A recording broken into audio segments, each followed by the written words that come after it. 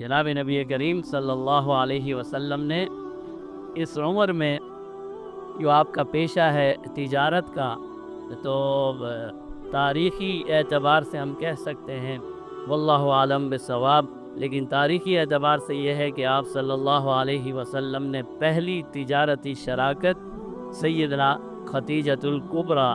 رضی اللہ تعالی عنہا سے قائم فرمائی۔ پہلی مرتبہ آپ نے تجارتی پارٹنرشپ جو قائم کی ہے، اس میں آپ کی معاون اور آپ کے پارٹنر کے طور پر ایک خاتون ہیں، اور یہ وہ خاتون ہیں جنہوں نے سب سے پہلے اسلام قبول کیا، اور یہ وہ خاتون ہیں جسے جناب نبی کریم صلی اللہ علیہ وسلم کی پہلی زوجہ محترمہ ہونے کا اعزاز حاصل ہوا، اور یہ کوئی معمولی خاتون نہیں تھی، نہایت ہی زیرک، معاملہ فہم اور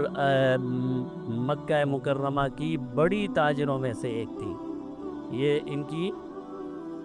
دولت کا یا ان کی تجارت کا اندازہ اس بات سے لگایا جا سکتا ہے کہ سیدنا خدیجۃ الکبریٰ کے بارے میں کہا جاتا ہے رضی اللہ تعالی عنہا ام المومنین کہ مکہ مکرمہ کا کوئی تجارتی قافلہ ایسا نہیں ہوتا تھا جس میں سیدنا خدیجۃ الکبریٰ کا سامان تجارت شامل نہیں ہوتا تھا۔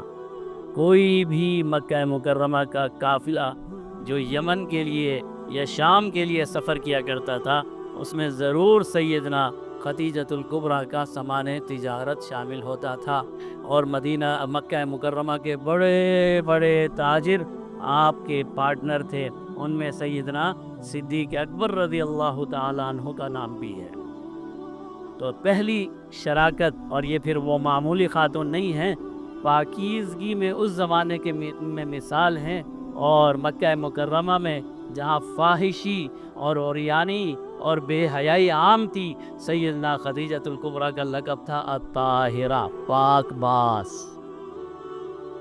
سیدنا خدیجۃ الکبریٰ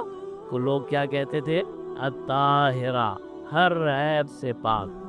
ہر عیب سے پاک، ہر بے حیائی اور فاحشی سے پاک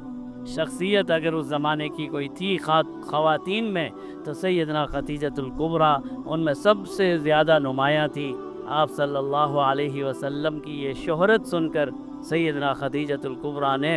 آپ کو اپنا تجارتی پارٹنر بنانے کا فیصلہ کیا، اور آپ کی عمر غالباً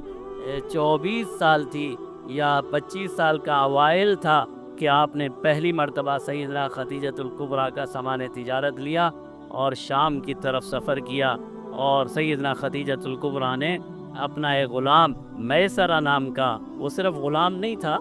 وہ اس زمانے کا ایک نہایت ہی مدبر شخص تھا،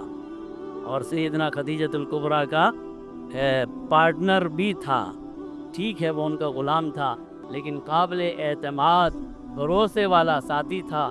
اور زیرک سمجھا جاتا تھا، اور مکہ مکرمہ کے جو ذہین اور فتین لوگ ہوا کرتے تھے ان میں سے ایک نام میسرہ کا تھا۔ سیدنا خدیجۃ الکبریٰ نے اس نوجوان جسے محمد عربی صلی اللہ علیہ وسلم کہا جاتا ہے اپنا پارٹنر بنایا، اور ساتھ میسرہ کو روانہ کر دیا۔ اور روانہ کیوں کیا؟ کہ میں چاہتی ہوں کہ آپ یہ تحقیق کریں کہ جو لوگ کہتے ہیں کیا یہ واقعی سچ ہے کہ یہ صادق ہے، یہ امین ہے، یہ جھوٹ نہیں بولتا، یہ بددیانتی نہیں کرتا، اور پھر ایسا ساتھی اگر کسی کے ساتھ چل رہا ہو جس کی آنکھ بلا کی، سمجھ لیجئے کہ جو ایک چھوٹی سے چھوٹی کوتاہی کو بھی دیکھ رہی ہو، اور جس کی ذمہ داری یہ لگائی گئی ہو کہ آپ نے ان کی کوتاہیوں کو پکڑنا ہے، اور آ کر آپ نے بتانا ہے کہ یہ کیسی شخصیت ہیں، اور پکڑنے والا بھی میسرہ جیسا ذہین اور فتین ہو، اپنے زمانے کا بلا کا ذہین شخص ہو، پھر وہ واپس آتا ہے اور پھر جناب نبی کریم صلی اللہ علیہ وسلم کے شخصیت کا تجزیہ کرتا ہے، اور جو الفاظ اس نے کہے ہیں، ایک 25 سال کا نوجوان جو غریب بھی ہے، جو یتیم بھی ہے، جو افلاس اور بھوک کا سامنا بھی کرتا ہے، ایسا 25 سال کا نوجوان، اس کے بارے میں میسرہ کہتا ہے جو دیانت اور میں نے امانت اس شخص میں دیکھی زندگی میں کبھی نہیں دیکھی۔ جو دیانت، جس صاف گوئی سے اس نوجوان نے تجارت کی ہے، میں نے پوری زندگی ایسی تجارت کرتے ہوئے کسی کو نہیں دیکھا۔ اور کہا کہ جو نرمی اور انسان سے محبت کا جذبہ میں نے اس شخص میں دیکھا ہے، میں آج تک یہ جذبہ نہیں دیکھا۔ یہ ایک دن کا سفر نہیں ہے، 2 دن کا سفر نہیں ہے، مہینوں پر محیط سفر ہے۔ اور ایک شخص نقاد کے طور پر، نکتہ چینی کے طور پر آپ کے ساتھ ہے، لیکن وہ شخص یہ کہتا ہے کہ